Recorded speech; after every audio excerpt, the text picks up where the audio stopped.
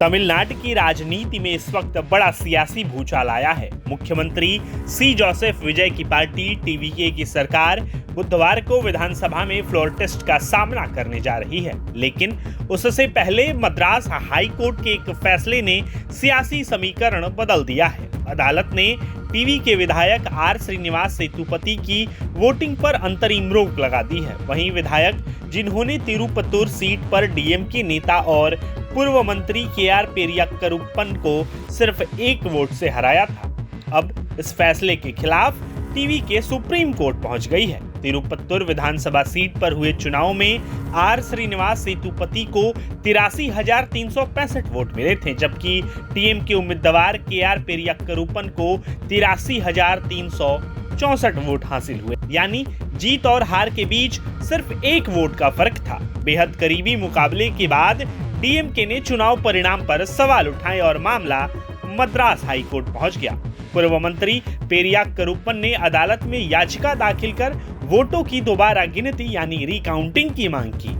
साथ ही उन्होंने यह भी कहा कि जब तक मामले की सुनवाई पूरी नहीं हो जाती तब तक श्रीनिवास सेतुपति को विधायक के रूप में शपथ लेने और किसी भी मतदान प्रक्रिया में हिस्सा लेने से रोका जाए। मंगलवार को मद्रास हाई कोर्ट की अवकाशकालीन पीठ, जिसमें जस्टिस एल विक्टोरिया गौरी और जस्टिस एन सेंथिल कुमार शामिल थे, ने इस मामले पर अंतरिम आदेश जारी किया। अदालत ने कहा कि फिलहाल आर श्रीनिवास सेतुपति तमिलनाडु विधानसभा में किसी भी वोटिंग में हिस्सा नहीं ले सकेंगे। इसमें विश्वास मत यानी फ्लोर टेस्ट भी शामिल है।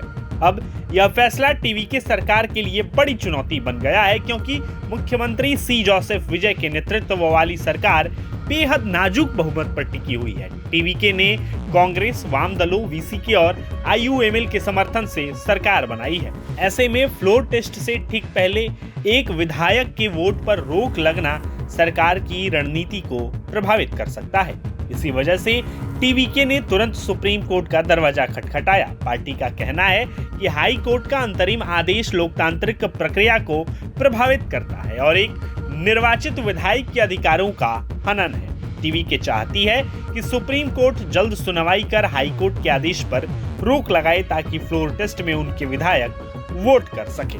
दूसरी तरफ डीएमके इस फैसले को अपनी बड़ी कानूनी जीत बता रही है। पार्टी का कहना है कि जब जीत का अंतर सिर्फ एक वोट हो तब हर वोट की वैधता बेहद महत्वपूर्ण हो जाती है। डीएमके का आरोप है कि चुनाव प्रक्रिया में गड़बड़ी हुई और वोटों की दोबारा गिनती जरूरी है। अब सबकी नजर सुप्रीम कोर्ट पर टिकी है, क्योंकि अदालत का फैसला यह तय कर सकता है कि बुधवार को होने वाले फ्लोर टेस्ट में टीवीके सरकार की स्थिति मजबूत होगी या मुश्किलें और बढ़ जाएंगी। तमिलनाडु की राजनीति में यह मामला सिर्फ एक सीट या एक वोट का नहीं, बल्कि सरकार के भविष्य का सवाल बन चुका है। प्रभातखबर.com, विश्वास वही, रफ्तार नहीं।